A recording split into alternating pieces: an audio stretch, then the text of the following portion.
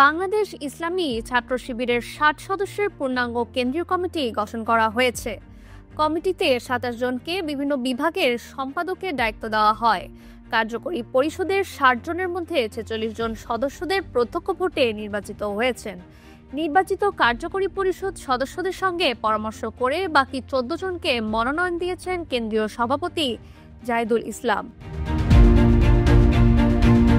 কেন্দ্রীয় কমিটিতে দফতর সম্পাদকের দায়িত্ব পেয়েছেন ঢাকা বিশ্ববিদ্যালয় ছাত্র শিবিরের সাবেক সভাপতি সিবগাতুল্লাহ, আর কেন্দ্রীয় প্রকাশনা সম্পাদকের দায়িত্ব পেয়েছেন ঢাবি শিবিরের সদ্য সাবেক সভাপতি সাদিক কায়েম।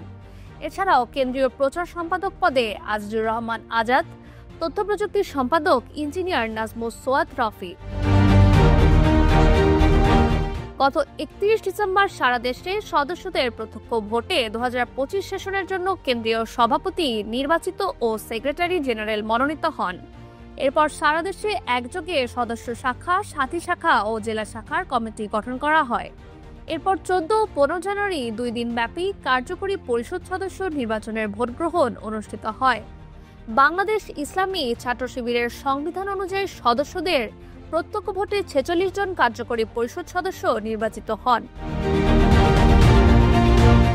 ১৬ ও ১৭ জানুয়ারি অনুষ্ঠিত কেন্দ্রীয় কার্যকরী পরিষদের প্রথম সাধারণ অধিবেশনে কেন্দ্রীয় সভাপতি জাহিদুল ইসলাম নির্বাচিত কার্যকরী পরিষদ সদস্যদের সঙ্গে পরামর্শ করে আরও ১৪ জন কার্যকরী পরিষদ সদস্য মনোনয়ন দেন।